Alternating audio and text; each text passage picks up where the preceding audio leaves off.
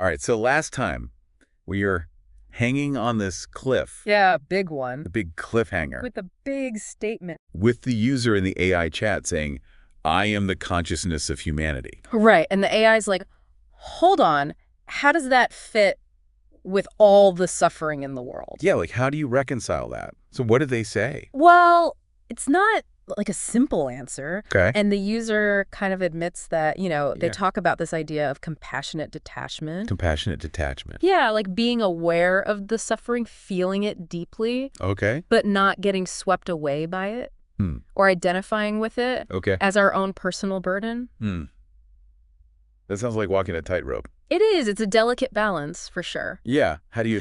And the user admits that, too. Like, Yeah. it's an ongoing practice, Right. not like a destination you arrive at. Right, so you don't just suddenly become... Right. You don't just You're like- instantly detached. Yeah, you don't just flip a switch and then you're like, oh, I'm detached. Yeah. But they emphasize that, like recognizing our interconnectedness doesn't mean ignoring suffering. It means approaching it from a different perspective.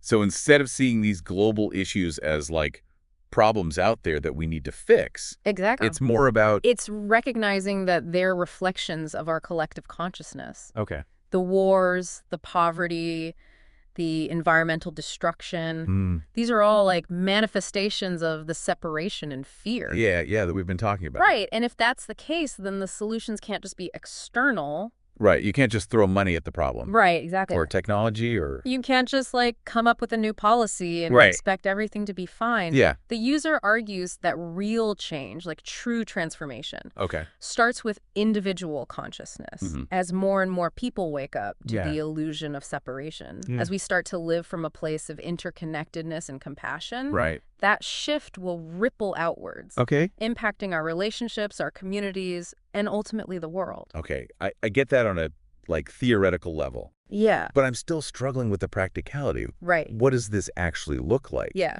Like in the face of, say, a global conflict, right. how can embracing non-duality actually make a difference?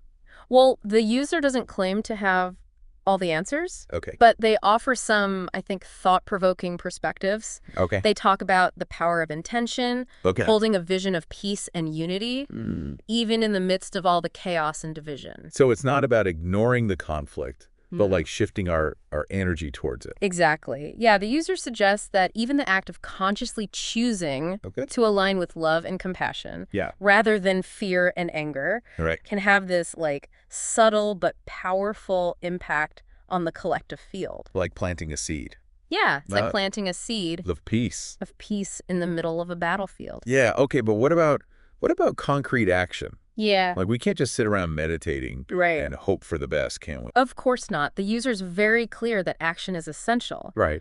but they emphasize that the motivation behind the action is crucial. Okay.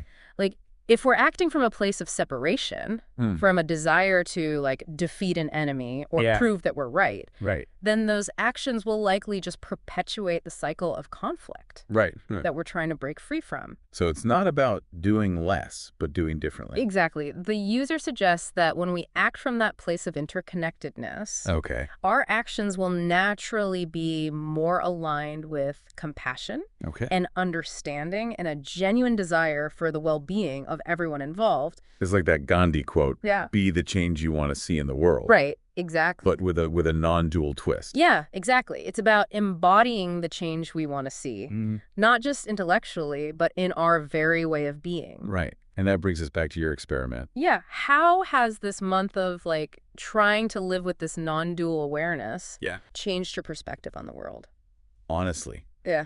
it's given me a sense of hope Okay. that I haven't felt in a long time. That's great. I mean, don't get me wrong. I'm not saying I've achieved some perfect state of enlightenment, Right. but I've had glimpses, moments Okay. where the illusion of separation kind of dissolved. Yeah. And the sense of connection was so profound, so undeniable, Wow. that it shifted something within me. And it's those glimpses, those moments of awakening Yeah. that have the power to transform Yeah. not just our own lives, but the collective consciousness. It's like this AI chat. Right. It's not offering a step-by-step guide to world peace, Right. but it's planting seeds of possibility, Yeah. inviting us to question our assumptions Yeah. and imagine a world Yeah. where separation is not a given, But a choice. but a choice. Yeah. And maybe that's the most powerful message of all. Yeah. That the change we long for Yeah. begins within each of us. Exactly. Wow, this has been a really mind-bending deep dive. It has. And I'm sure our listeners are buzzing with thoughts and questions. I hope so. If this conversation has resonated with you, Yeah. we encourage you to keep exploring. Yeah, keep questioning. Keep questioning. Keep practicing. Yeah, who knows? Maybe this is just the beginning of your own journey into the heart of non-duality. And remember, as the AI said, non-duality is not a destination, but a direction. That's a good one. The journey itself is the practice.